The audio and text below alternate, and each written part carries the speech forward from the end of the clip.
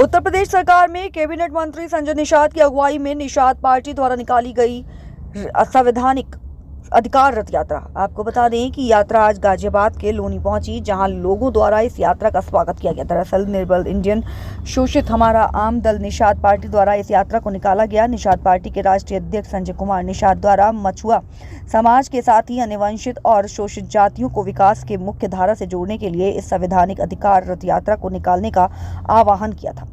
सहारनपुर से शुरू होकर यह यात्रा बागपत के रास्ते आज गाजियाबाद के लोनी पहुंची है। मछुआ समाज और अन्य पिछड़े समाज को एकजुट करने का प्रयास कैबिनेट मंत्री संजय निषाद द्वारा किया गया है। संजय निषाद का कहना है कि पूर्व की सरकार द्वारा उनके समाज और अन्य पिछड़े समाज की अनदेखी की गई। ऐसे में उनके समाज और अन्य पिछड़े समाज के लोगों को एकजुट कर केंद्र और यूपी सरकार की योजनाओं का लाभ लोगों तक पहुंचाने के लिए इस यात्रा को निकाला जा रहा है।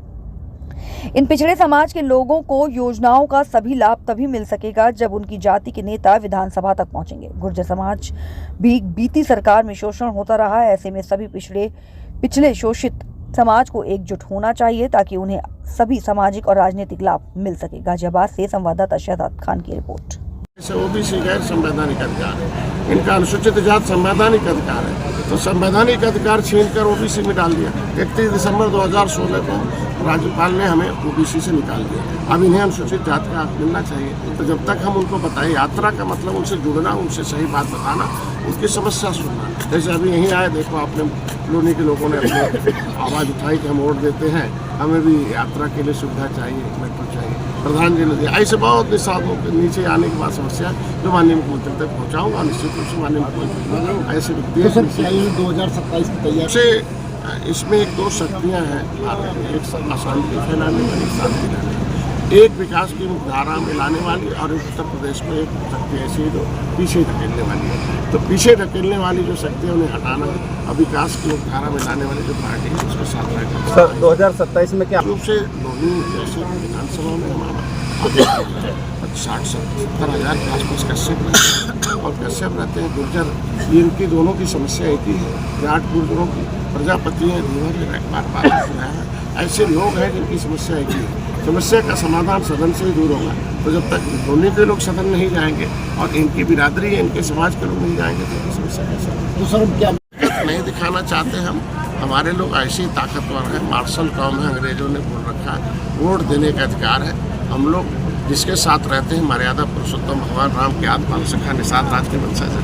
हम लोग मर्यादित लोग हैं, जिसके साथ रहते हैं, मित्रता के साथ रहते हैं। हम पहले भी थे, आज भी हैं, अब कल भी रहेंगे। हम लोग इस देश में एक जो है भारतीय संस्कृति की स्थापना के लिए, अगर राम मंदिर बना तो निषाद राज की भी मूर्ति लग रहा है। वहाँ जो अतिथि भवन निषाद राज का बन रहा है, तो निषाद राज के किले पर भी 56 फुट की मूर्ति लगी है। तो मैं चाहता हूँ कि अगर अयोध्या में राम मंदिर है तो निषाद राज का किला भी बनना चाहिए, उनके वंशजों को संविधान में मिला हक मिलना चाहिए। तो मेरे ये है कि जब तक ये जागेंगे नहीं, ये झुआ भरवोट को पौआ पिला के 70 साल को इनको पाँव में रखा है, तो मैं चाहता हूँ ये भी पावर में आए, इनके लोग भी सदन में जाए, अपनी आवाज़ उठाएं। और पिछली सरकारों ने जितना इनके साथ सताया है उसका हिसाब किताब से सदन में होगा। तो मैं 200 सीटें अगर निषाद बाहुल है, अगर हम भारतीय जनता पार्टी को जीत देंगे तभी हमें वो सीट देगी। हम जीत देंगे तभी इनकी समस्याओं का समाधान होगा। अगर 10% आरक्षण पर कास्ट का मिल गया, अगर मोदी जी ने दिया है, अगर महिलाओं को 33% आरक्षण दिया है, तो इनका तो लिखा हुआ संविधान में मझवार तुरैया है। इनकी गिनती करा दे मझवार और तुरैया में,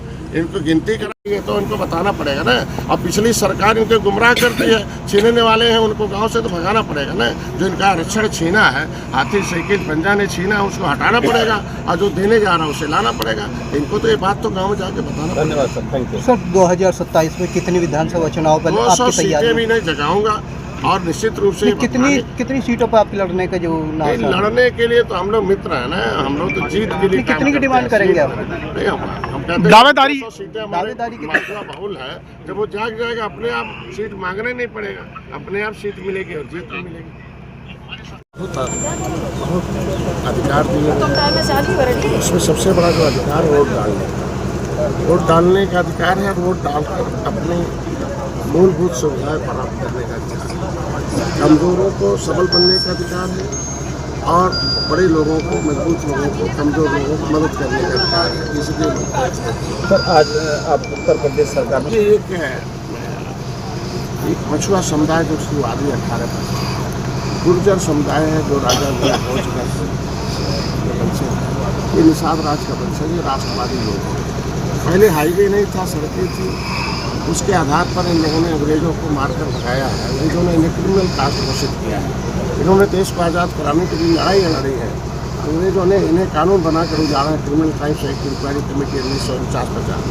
उसमें 578 जातियाँ हैं जिनको 74 प्रकार की व्यवस्था देकर विकास की मुख्यधारा लाने में व्यवस्था की।